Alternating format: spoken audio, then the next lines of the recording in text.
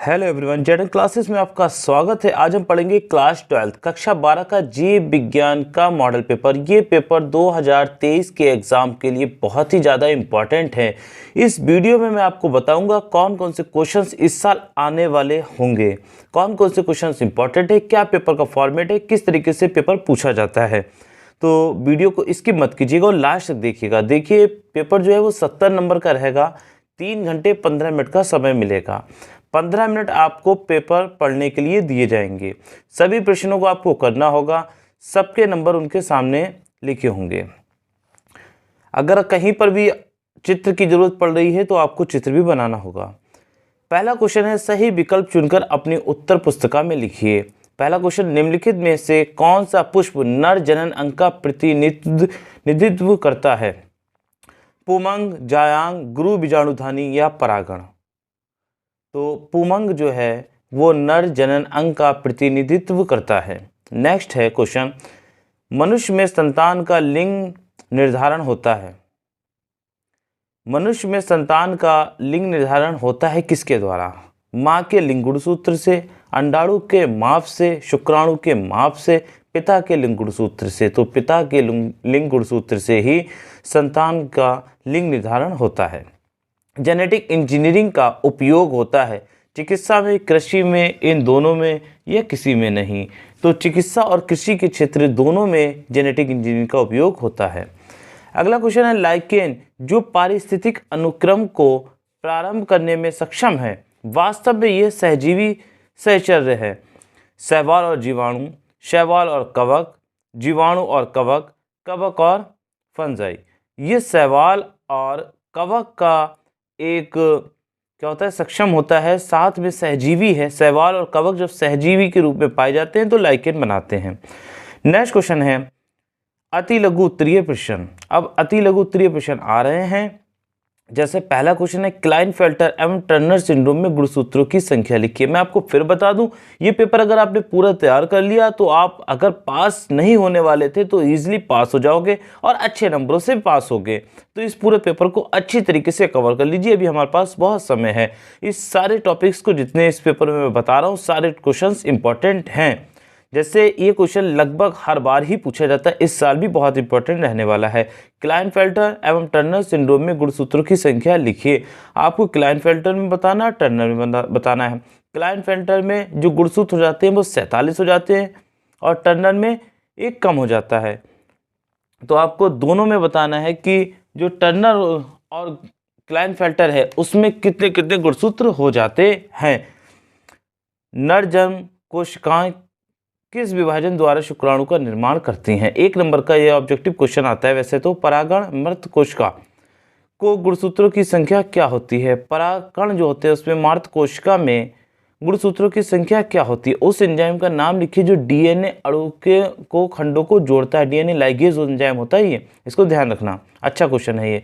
Carbon dioxide का स्थिरीकरण करने के कारण पौधों को क्या कहते हैं? फिर आ जाता है लघु उत्तरीय प्रश्न, जिसमें पक्षियों में लिंग निर्धारण को स्पष्ट कीजिए। देखिए, एक लिंग निर्धारण जरूर आता है, चाहे वो पक्षियों का आ जाए या मनुष्य का आ जाए, वैसे दोनों का ही आपको पढ़ना होगा। वाटसन तथा क्रिक द्वारा प्रस्तुत डीएनए के द्विकुंडलित मॉडल का स्वच्छ नामांकित चित्र बनाइए। अच्छा क्वेश्चन है, आएगा ही आएगा। डीएनए और आरएनए से एक क्वेश्चन यहाँ पर पूछा जाता है। प्रतिरक्षा क्या है, पढ़ना इसको भी। आर्किड पौधा आम के पेड़ की शाखा पर उग रहा है। आर्किड और आम के पेड़ के बीच पारस्परिक क्रिया को आप कैसे स्पष्ट करेंगे? बहुत अच्छा क्वेश्चन है। मैंने पहले भी बोला था इस पेपर से बहुत क्वेश्चन आपको मिलने वाले हैं। नेक्स्ट क्वेश्चन है, जैविक अनुक्रिया के तरीकों का स्वच्छ आरेखीय निरूपण दर्शाइए। अगले क्वेश्चन की ओर चलते हैं। फिर आ जाता है लघु उत्तरीय प्रश्न। लघु बीजाणुधानी और गुरु बीजाणुधानी के बीच कोई 3 अंतर स्पष्ट करें।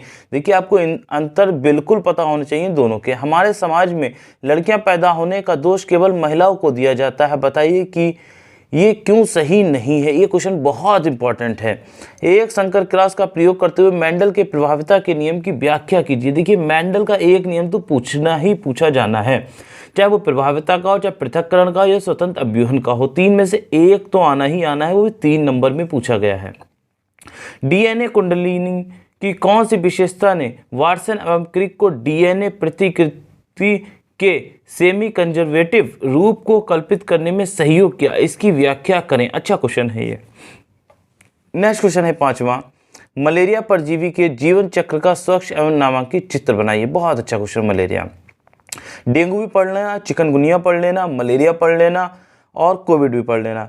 जैविकी यानी जीव विज्ञान के अध्ययन ने संक्रामक रोगों को नियंत्रित करने में किस प्रकार हमारी सहायता की है। अच्छा क्वेश्चन। जैव उर्वरक किस प्रकार से मृदा की उर्वरता को बढ़ाते हैं, ये भी बहुत अच्छा है। वैक्यूलोवायरेसिस क्या है। नेक्स्ट आ जाता है निम्नलिखित पर टिप्पणी कीजिए। टिप्पणी ये दोनों पढ़ना, पीसीआर भी पढ़ना, प्रतिबंधन एंजाइम भी पढ़ना।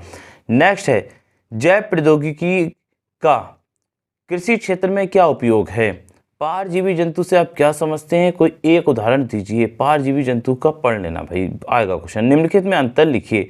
शीत निष्क्रियता और ग्रीष्म निष्क्रियता यानी हाइबरनेशन और एस्टिवेशन, बहुत अच्छा है।